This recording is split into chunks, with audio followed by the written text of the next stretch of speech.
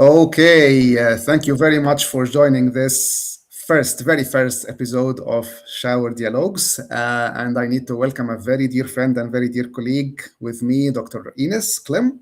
And welcome to Shower Dialogues, a series exploring the intersection between sustainability, health, architecture, well-being, environment, and resilience in shaping the built environment. I will give the platform to my dear guest today to give a short intro about herself. Thank you, Dr. Waleed. It's a great pleasure to be with you and a great honor to be the first one in these dialogues. So I hope the color will inspire all the rest of it. I'm an architect as well, and my whole work has been around how we can make design and architecture understood as a very big agent for health and performance drivers for people, not only for their spaces, but for their own physical and mental and overall health. Thank you so much. Before we start, something came to my mind before going to the question. Is the colors, or are the colors, the global non-spoken language? So we can say that the colors are the global language that everyone can understand? Yes, color is really the most universal language that we speak, all of us, unknowingly. And that's maybe exactly the point why we have to give a voice to this more and more, because we speak it so well that we completely forgot about this treasure inside of us. But color is actually, in the senses, the most important one for survival, the sense of vision. So it's about having a vision and having vision, and vision is directly connected with color. They represent the light. And for that, yes, we all speak it and we need it. Very good. So from your previous research and professional experience, how do colors function as an architectural language and communicates emotion, identity, and atmosphere without the built environment? How it communicates our emotion and how it reflects to our behavior? I think that answer has two parts. One part is through their absence, and one is through their presence. So let me start with the presence. When we have the presence of color, that is what you know from palaces, from very important worshipping spaces. All of them were always in color with very precious materials, gemstone, catching the light, radiating it. So none of those spaces have ever been without color, because the people using the spaces needed every bit of energy to increase power. Then in contemporary architecture, we went for the opposite, more or less unknowingly, but for many reasons. So we have this kind of black and white architecture. And when I did a workshop with architects about very important or significant spaces, a lot of them, after looking at the pictures that we all collected, were shocked themselves and said, wow, this is just monstrous. It's like a big void. So we really need to rethink on how we do architecture. So sometimes we need to understand the absence in order to want to create the presence. And color is very simple when we would treat it instinctively and just look outside in nature. That is always the key reference point. There is nothing black and white in nature, ever. So we do know the concept, but architecture in one part has unfortunately abandoned it. So we should claim it back. And for that, I thank you really for bringing this up in your dialogue. Right. Thank you so much. We had before a discussion in one of the events in Riyadh, if you remember, and talking about sports. And sports, as you know, is the hot topic now, especially in the Middle East, because the Kingdom of Saudi Arabia will host the Mhm. 2034 version of the World Cup. Talking about the sports experience and being a spectator in a stadium, how colors and textures are affecting the experience of a spectator and let's say a player or someone who participates in the play field or play pitch, how this is going to affect the overall experience of such building user. It affects it largely, both of the spectators, of the stadium, the space, and of course of the players, and in their exchange. So if you drive one parameter up, you can also drive the other higher. For example, it has been tested and proven if someone wears red socks or is surrounded by a lot of red, the blood pressure increases and the blood runs faster. So what should be avoided in surgery rooms by all means might be really good if you want to drive the energy of an audience. But then in sports, it's related to identity of the players, to their aim and vision again. So the athletes' shirts, on the one hand, chemically and physically influence the performance of the athletes themselves. At the same time, they steer up the audience and the fans. They create a bonding. Let's say suddenly, without knowing, your favorite team shows up in the tricots of the competing team, then everyone would be really confused. So if you look into what happens when things are smoothly, we don't notice how much they do for us. But if you would invert it, you would quickly understand how severe the impact is. Let's say everyone would be wearing the same shirt in both teams, and you sit far away, you couldn't see your team. I mean, you Would would be have yes, to know the players really well. So it's very about disturbing. recognition, but it's also creating the energy and vice versa for the athletes. When they hear and feel and see the audience, they feel better, they feel more connected. If they wear the right t-shirt, if they sit in the right, if that is then put in the colors they want, or maybe balancing ones, so we can use that very strategically. I think it's absolutely not really understood how much programming we would do with color, but color is the richest data we have. And in I'm not, sports, this one is moving. So yes, it's yeah, a yeah, big of course. ambassador. Of course, of course. I'm not sure. Are you a fan of one of the football teams or no? Are you a fan of football or not? I'm not sure. And No, which team you're supporting? You're not. You're not. I'm not into it, but my relation to football is maybe a very special one. I discovered that a lot that is true for the color theory when it comes to energy regulation are exactly the essentials in football. And you find those measures and proportions in many other things. So that I found striking. The construction of the Yes. soccer ball itself Yes. and the way the soccer game is laid out is much related to a lot of things in your culture and to energy regulation in general, True. and that is striking. So that's why I think if you add the layer color to it, it will create a much more intense impact than it could anywhere else. Because it happens with many people that when you visit a certain stadium, you have a certain experience in that stadium. However, if you visit another one, it's a totally different experience. Yeah. And relates to the shape and the form and texture and the colors, as we said. So that brings us to the next question. And being an architect like myself, are the architects nowadays, especially the new ones in Gen Z, are they aware of the colors and textures as tools of, let's say, conveying the message of the architect or conveying the message that the main building wanted to deliver to building users?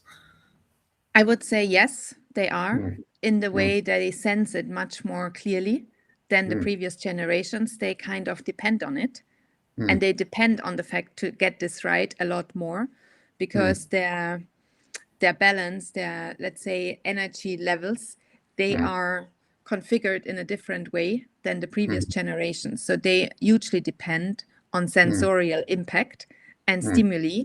And for that, they also have a much greater interest in those matters as the previous generation. So that's not by coincidence and also not by choice, for sure not by boredom. It is by essential need that they want to get it right, but they are lacking the means for it because there is almost no proper education on color. It's not part of any curriculum.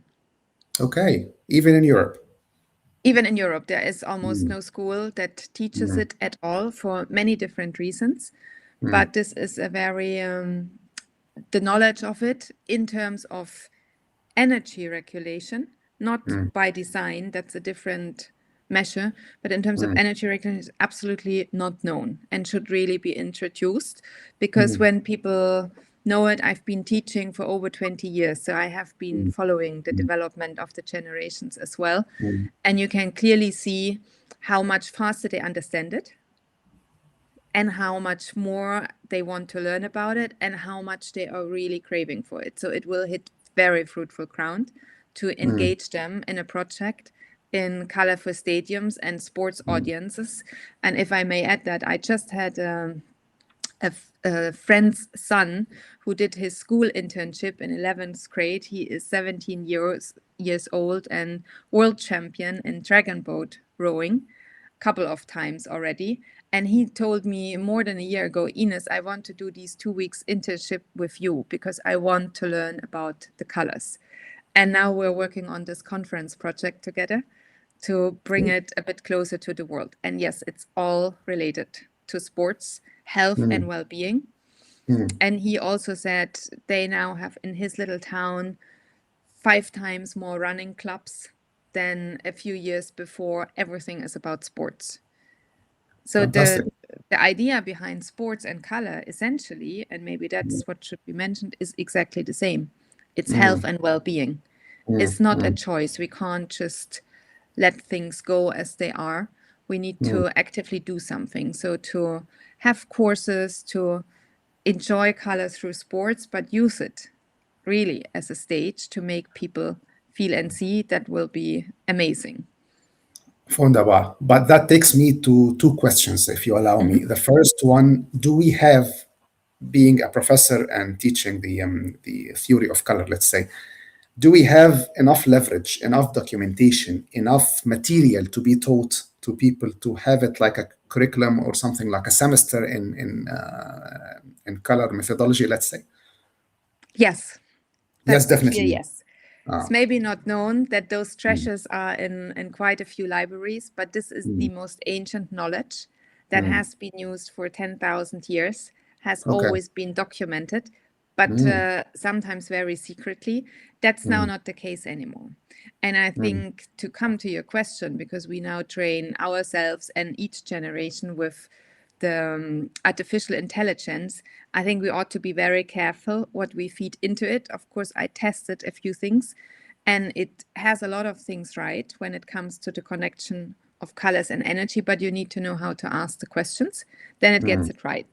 Otherwise, it's too superficial and wouldn't give you the right answers. But yes, it's well documented and there are millions of examples all around the world. Thank you for reading my mind, because my next question was about the AI.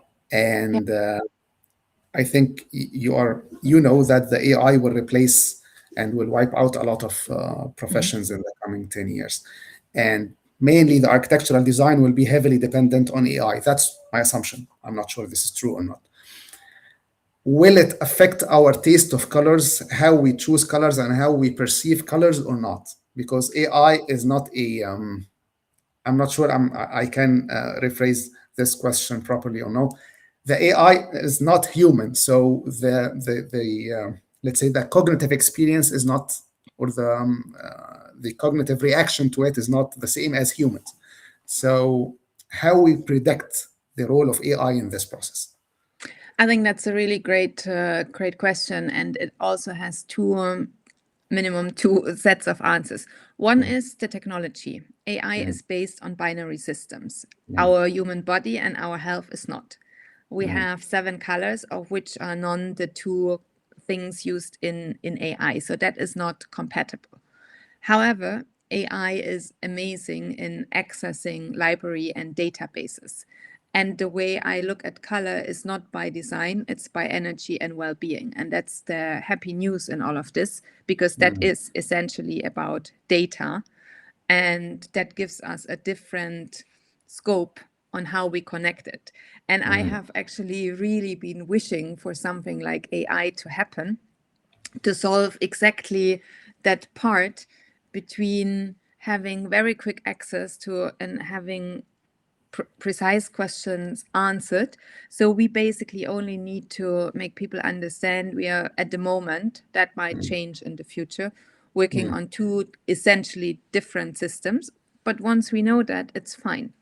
Then we know what we have to pay attention to, and we can still use all the good benefits of it. So when we want to, for example, know which color is connected inside the body to the sphere of the heart and lungs, the AI will be telling you green. And then we can go very specific, so there is absolutely no randomness. And for that, it's great to have a machine because it's so precise, much more precise than a human being would be. So when I make color concepts, I never choose anything by shade or hue or something like that. I go by the coding of what the color consists of, because I say I need a little bit for the heart, I need a little bit for the brain, I need a little bit for the foot, something like this. So you can put that. And this is what we can train people in, the current situation of AI properly. And then with that and all the knowledge existing in the libraries, we can also train AI and perhaps rethink our world of computing system, because for the amount of data we process, it needs too much energy for conversion. Let's say we have a binary system that has to be connected to a 7-layer system and they have nothing in common.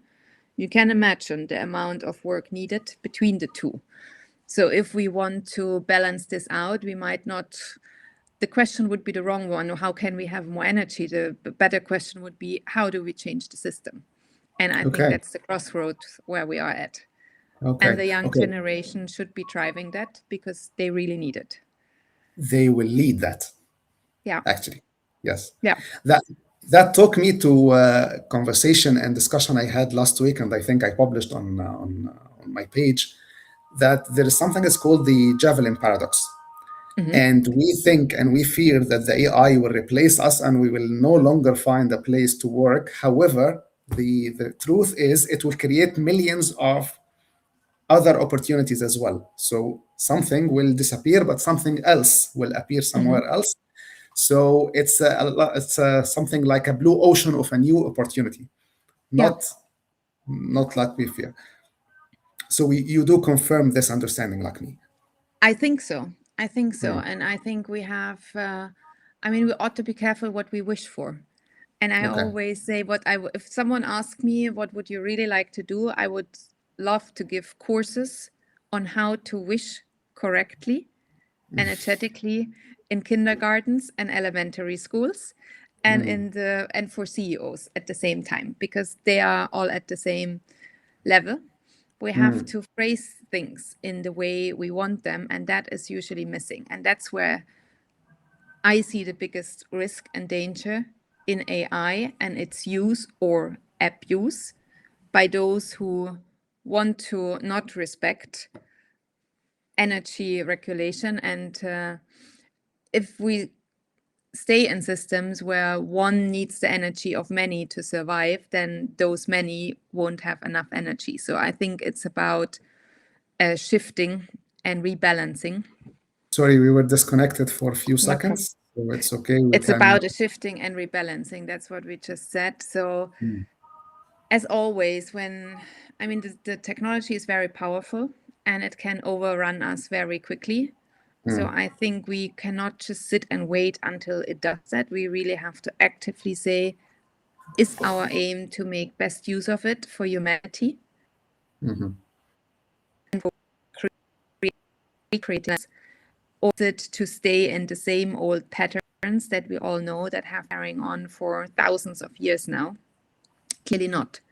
The answer of the young generation is a very clear no, and yes to a different balance, and because they have been so much surrounded before they were born with technology, they are now so much into sports, but they like their wristwatches and bands and all gadgets that keep track for them, Yeah. because maybe sometimes others don't, how the heart rate is, if they improved. So their friends are now technical bits, sadly, but also fortunately, because that makes them allies, and they will understand better how to benefit from each other.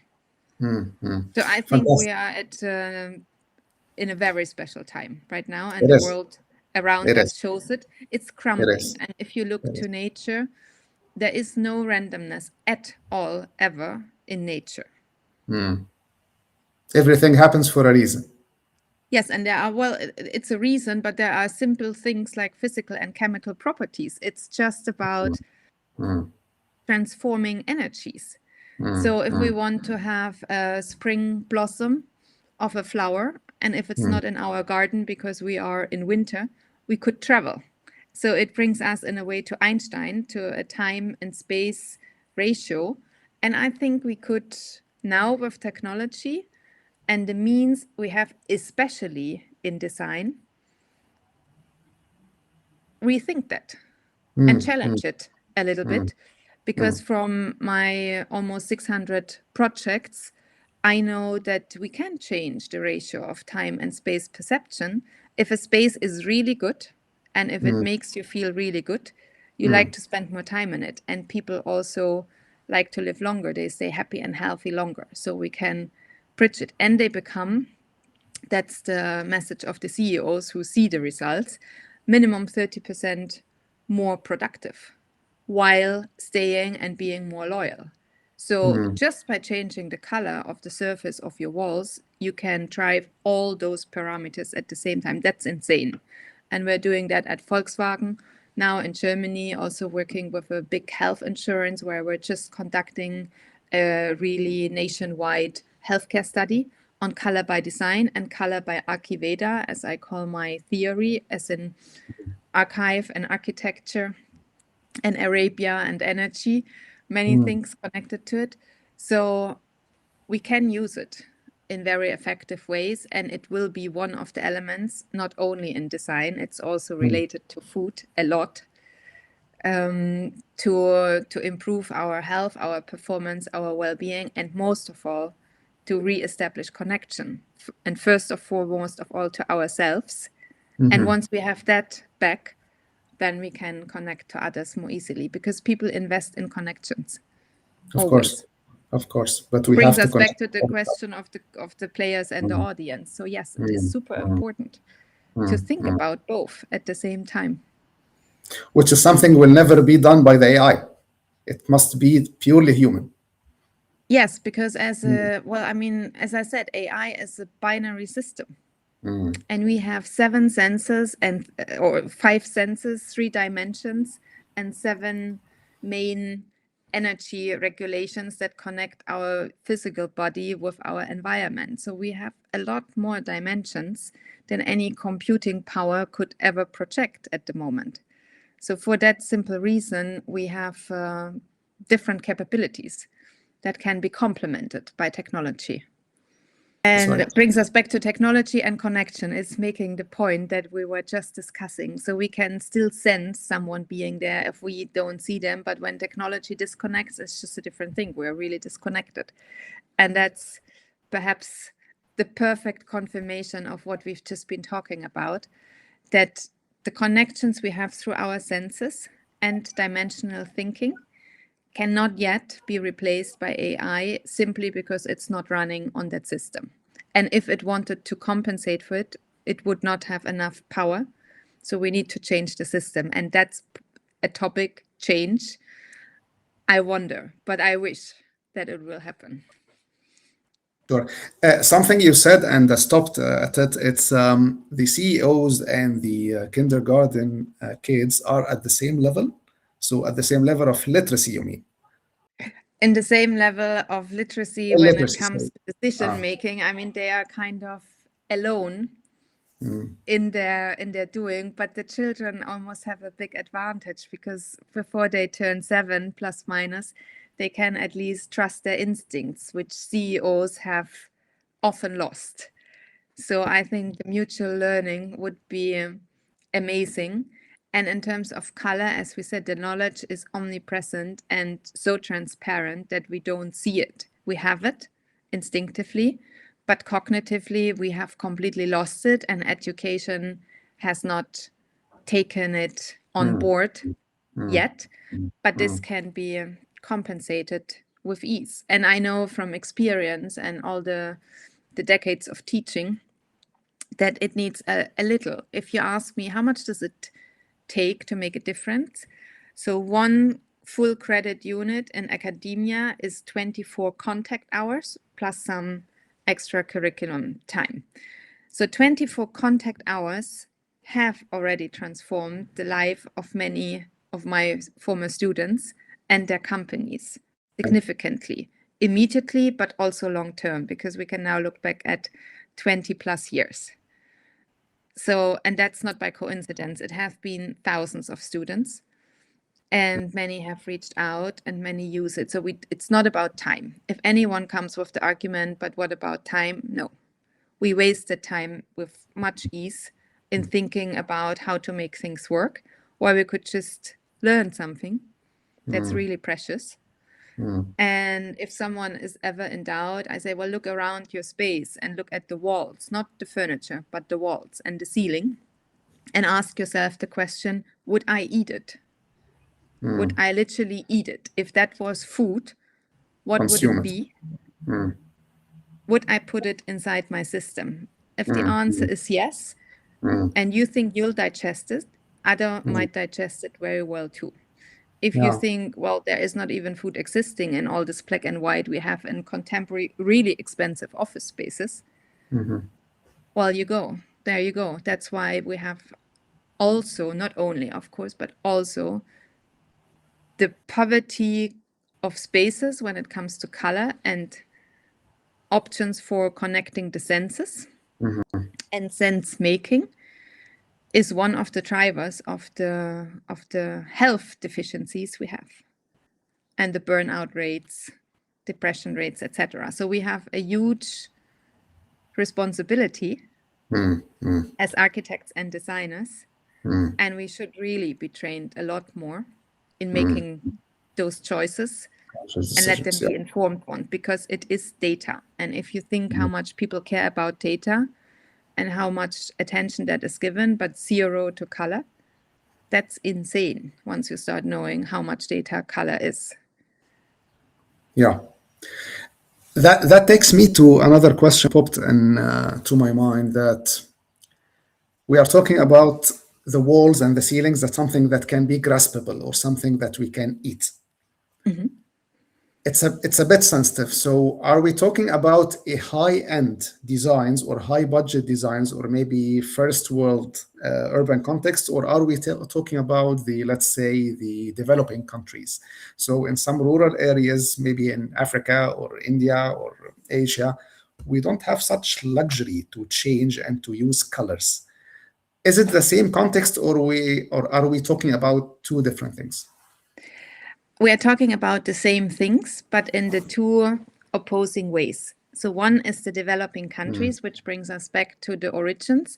Because of the absence of chemistry and chemical industries, they are left with the choices of nature they have around them, plants and soil, which has been the primordial original one that has always been used.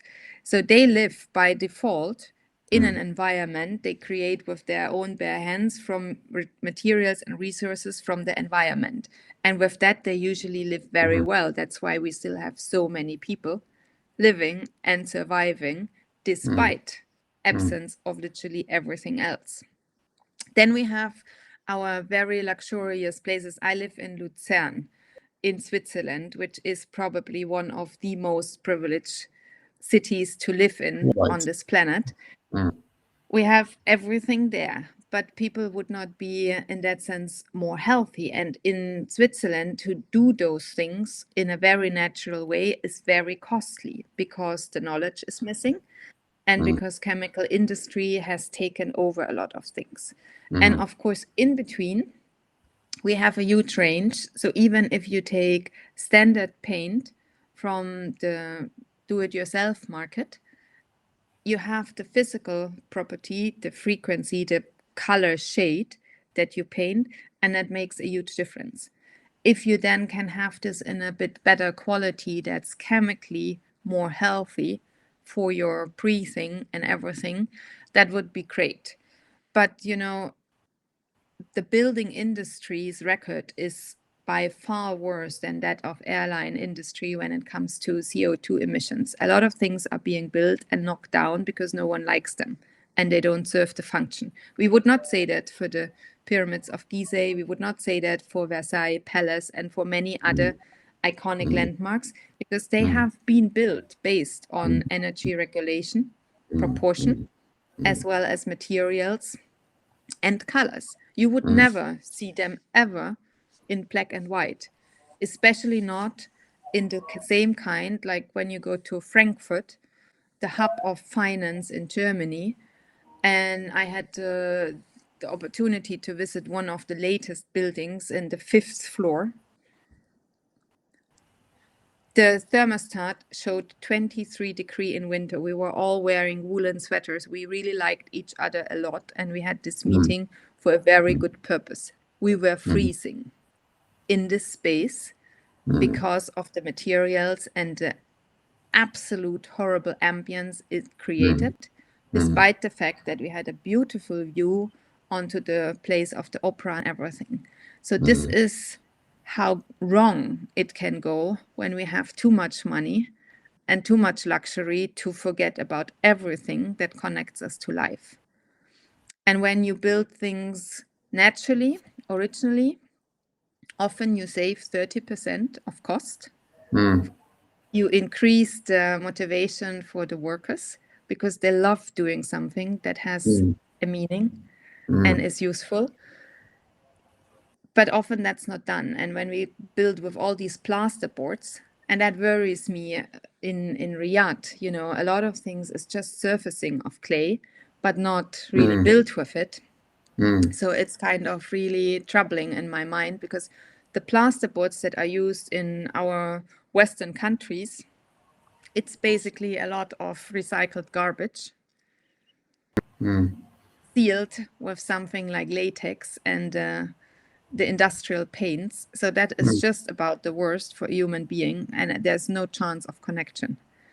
So that So the means it question, gives who us, lives better? I think yeah, we need this learning, and we cannot build everything with our bare hands, as maybe in the developing countries, but in projects we are working on in such countries, we are informing the process of how architecture is created in a different yeah, way. yeah. Two more questions for me, and then we can have an end to this very interesting discussion. I enjoyed it too much. The first question, since we are talking about the energy of materials and the energy of colors and the ambience and that stuff, have you ever came across any system, let's say Degambe or LEED or BREEAM or any sustainability system that is taking such parameters into consideration? I believe no. I haven't. I haven't, but this is Unfortunately. maybe one reason why unknowingly and not for that purpose, but now very convenient, I created Archiveda, which is exactly about that. And one reason is it needs to have an educational component. People Yeah. want and need to learn because when they understand it, things are just better because they connect to them. And secondly, there is a greater need for it now. And we are working on that. And as the readiness shows of the even healthcare institutions and very large companies, they don't do this for any other reason than driving performance and health of people. So there is a big enough need now to create those systems and to work on them. There are many amazing ideas, but as in many cases, when industry takes over, it somehow happens that feelings, emotion, anything human gets lost on the way. And that's why those systems are lacking those qualities. And you can see that in hospitality, in healthcare, in everything. But coming back to the first question, do we know it? Do we really need to learn it? No, we already know it. We just need to refresh our memory. And that's why it will be so quick. And I mean, all clients and people say it's so joyful. It has literally changed their lives with joy and ease. And if you talk to people who are in change management, which I find absolutely awful as a title, it should be transformation from within. But anyhow, this is how it's referred to. And there are great people driving it. If you look at change management, if you have to apply force to something, it's always less impactful and destroys something, where if people do it and things can just run smoothly, that will be amazing. So I think what's needed is to a change in education of architecture and design. You know, I've been teaching in architecture schools and in the leading hospitality schools. So we have just the material and the space and the people's business, and it's hugely different. And in architecture schools, they now tell students, don't ever use color, go with black and white. This is the worst. So we have come to the lowest point, which makes me hopeful that we can now take a steep rise and come back. And I see it in the youth and in the Middle Eastern culture, which I dearly embrace for many reasons. And I see that a lot of people in Europe, the young ones, are looking east as well, because they see this is where life is, this is where things happen. Yeah. And this is where we want to be part of something where we can shape the future and restore the planet. So it's nothing outrageous anyone wants. We just have to hopefully inspire the CEOs with a few more crayons on their desks and tables, and not only the digital ones, but also those that are filled with life, good food, and great people. 1 second final question before we end this very interesting episode. You mentioned something about the panel board, and which is made of garbage or something like recycled materials. I'm not an expert in this regard. You are the expert here. Talking about something is made of garbage, that means that it's negative energy, or maybe takes our energy out, or my understanding is not correct. So if you ask person who is applying the board to the wall, and you give them a pile of plaster boards and a pile of really original clay boards, that's clay pressed in terms of boards to put on the wall. By the end of day one and every day, they already feel the difference on their skin. When they apply the plaster boards, they have to wear a mask, and it really harms their breathing, and their skin is super dry. When they apply the clay board, they are filled with energy, although they are also heavy to carry. The clay boards already come in much more human sizes because you can't make them bigger. So everything in clay is much more human and human-based. And in plasterboard, it's not. And the plaster used in it is not the medical one anymore that you used to be able to put around your skin. So as I said, the most striking question, the simplest one is, would I wrap myself inside of it and would I eat it?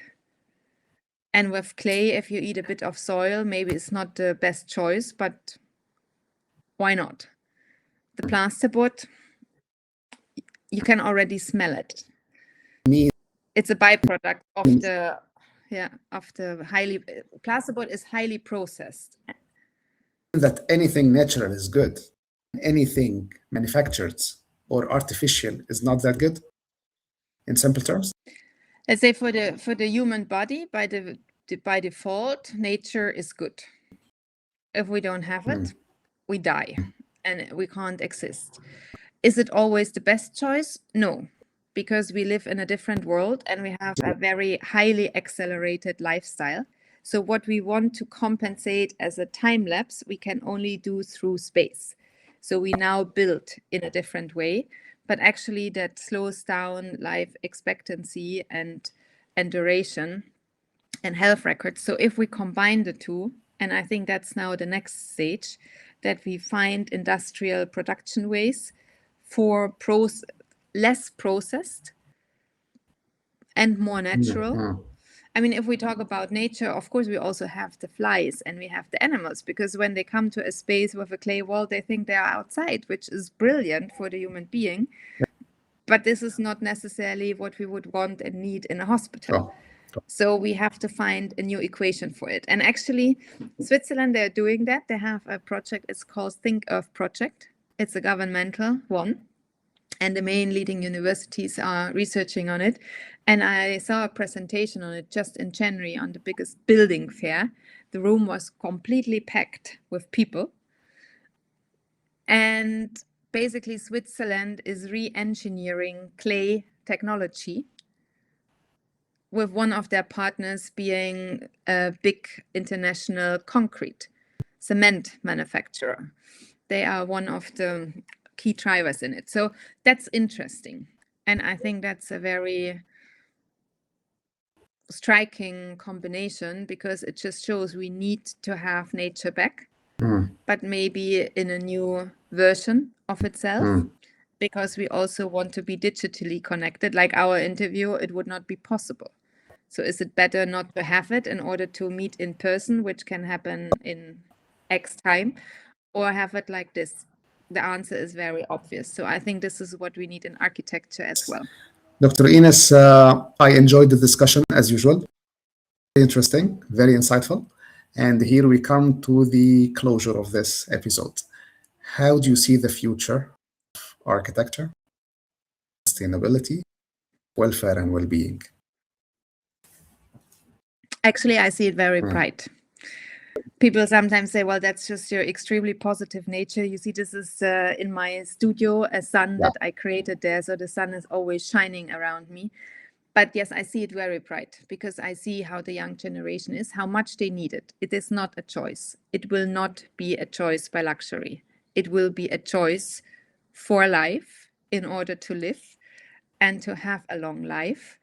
And therefore, I'm sure that all the technologies and all the children in kindergartens and the CEO will eventually collaborate and find the right means. And I think what is going to happen in sports, and with the high motivation of KSA and other countries, is going to be brilliant. That will be a huge and main ambassador. So let's get the colors right for that, for the teams and their stadiums. I think that would actually really be the best starting point. Thank you so much, Dr. Ines, for those insights. Here we come to the end of this episode. Thank you, Dr. Waleed. I really enjoyed it a lot too, as always. And I'm looking forward to our next meeting and hopefully shaping the future of architecture with a lot more color and light, for that matter. So much. Thank you. Have a great day. Bye.